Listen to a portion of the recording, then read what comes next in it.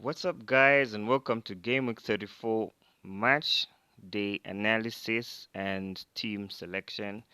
This is the FPL Soccer Wingman channel, and be sure to watch all the way to the end for you to get my bonus tip. Okay, so let's get right into it.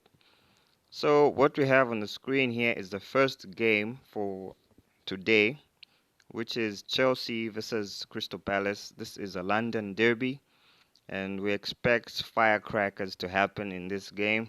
This is going to be a tightly contested fixture. As you can see in the form guide below here, we can see that Chelsea have been the better side of the two since the restart.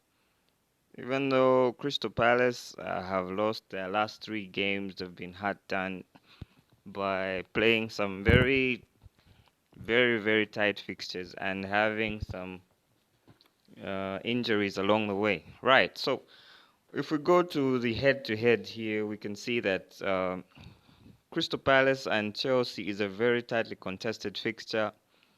We see that in the last 5 games, it's been back and forth. Say the Palace or Chelsea, Palace, Chelsea. But the last time they played, Chelsea edged Crystal Palace by 2 goals to nil. So I think going into this game, I think Chelsea are going to win, and you can see even the winning odds there in favor of Chelsea by the bookies. Right, so we go to the next fixture, which is Watford versus Norwich. The Hornets.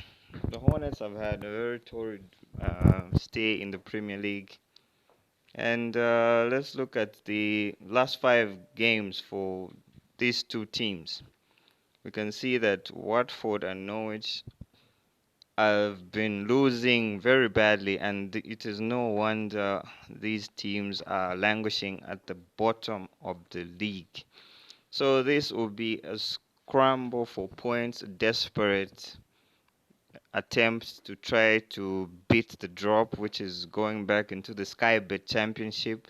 So I think looking at the way this game is panning out, it's going to be a very tightly contested fixture, and I expect the likes of Troy Deeney and Todd Cantwell, rather, sorry, to have a full scrap at this game. The likes of Timo Pukki, we can see them come to life in this type of fixture because this is a more like for like kind of opponent for them.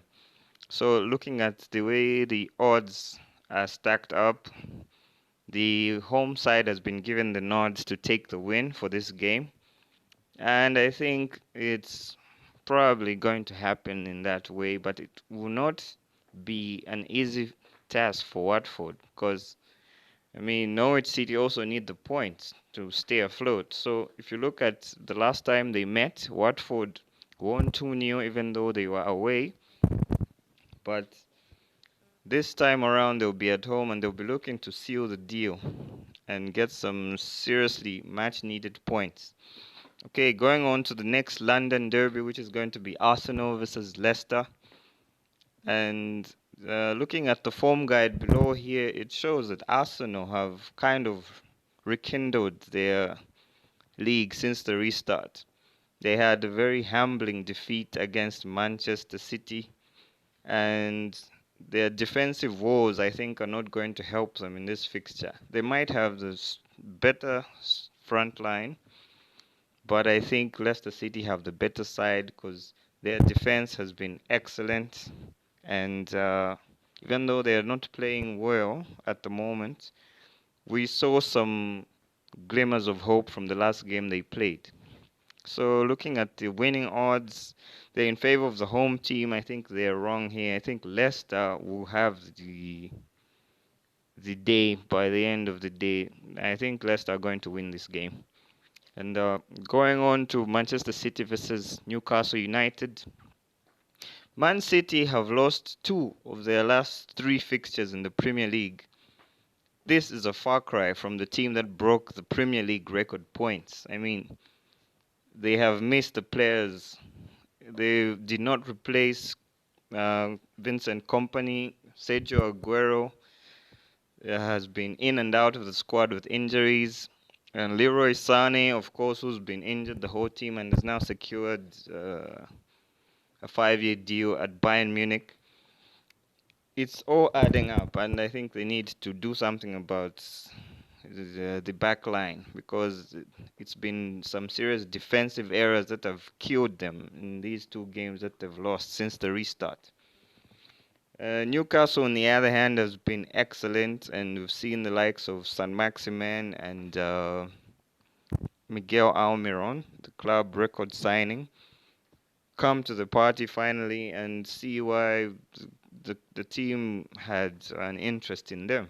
So, looking at the form guide, it doesn't really show what's really happening on paper because this fixture on its own is a tightly contested fixture because as you can see, the title winning, record winning Manchester City failed to break down Newcastle United. And this time around, when they met in 2020, Manchester City managed to win with a 2-0.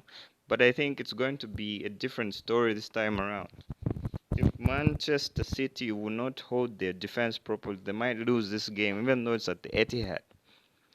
But to be realistic, I think it's just going to be a case of Manchester City outscoring their opponents. I see Newcastle scoring this fixture, players like San Maximan creating a lot of problems, but Man City will probably outscore Newcastle in this fixture. Moving on to Sheffield United versus Wolverhampton, I think this is another draw for me. This is going to be a draw. The first The first time these two guys met last year, it was a draw, and I think it's going to be a draw again. Whether these guys score each other might be, it's not going to be goals galore in this fixture. If we look at the fixture, they've both been doing very well. Sheffield United are actually one of the teams that had one of the best defensive records before the restart. So looking at the head-to-head, it shows that in December when they met, it was a 1-1 draw. The bookies are backing Wolverhampton United to win, but I think Sheffield United are very stubborn at home, and Wolverhampton United will not have this one easy. The next game is going to be West Ham versus Burnley. We look at the form guide down below there, which shows that Burnley have had a better record since the restart. I think in the last 4 games, Burnley have only lost one. West Ham, on the other hand, are so inconsistent, even though they have a bigger squad. I think they have bigger paychecks. They're just inconsistent. David Moyes' side might win against Chelsea this week and then drop points against a weaker opponent the following week. So let's look at the head-to-head. Burnley won 3-0 the last time these two teams met. Even the last time in 2018, I think that's too far behind. Let's focus on what happened last time they met, which was 3-0 to Burnley. I think that Burnley might get the nod here. They might win the fixture. It might not be easy because West Ham are now in danger of not securing safety, even though they're above the drop zone right now. But they would like to stay as far clear as they can from the drop zone. The next game will be Brighton versus Liverpool. As you look at the form guide down here, it shows that these two teams both have only lost once in the last 5 games. Brighton United have not been given the credit that they deserve for the job that they're doing because they have a very small squad. They're a bunch of small niggas, small people, and I don't really understand how people don't recognize this team, man. But at the end of the day, what matters are the 3 points. And I think this game, Liverpool will have too much in the locker for Brighton to withstand them. Even though they might give them a hard time because Brighton will be at home. But I think the likes of Salah, Mane, and rested players like Firmino, Wijnaldum will be too much for Brighton. If you look at the head-to-head, This fixture is always tightly contested. Last time Liverpool won, but they had a red card, which means that they were having a lot of problems defending against this side.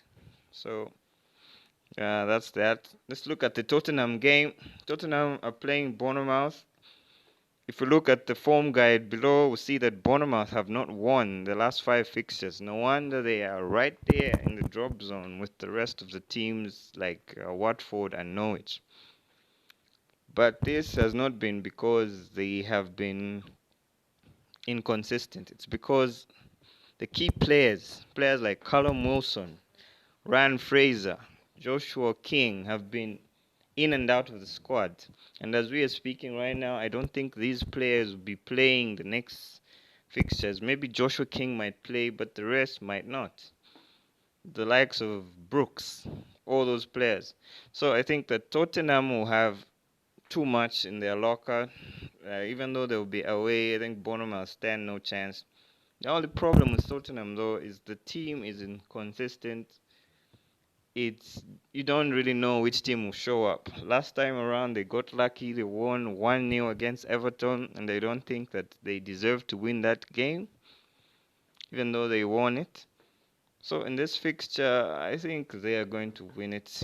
Then if you look at the last time these two met, Tottenham just edged Bournemouth by 3 goals to 2, and they were at home. So that's that about this fixture. Let's go on to Everton versus Southampton.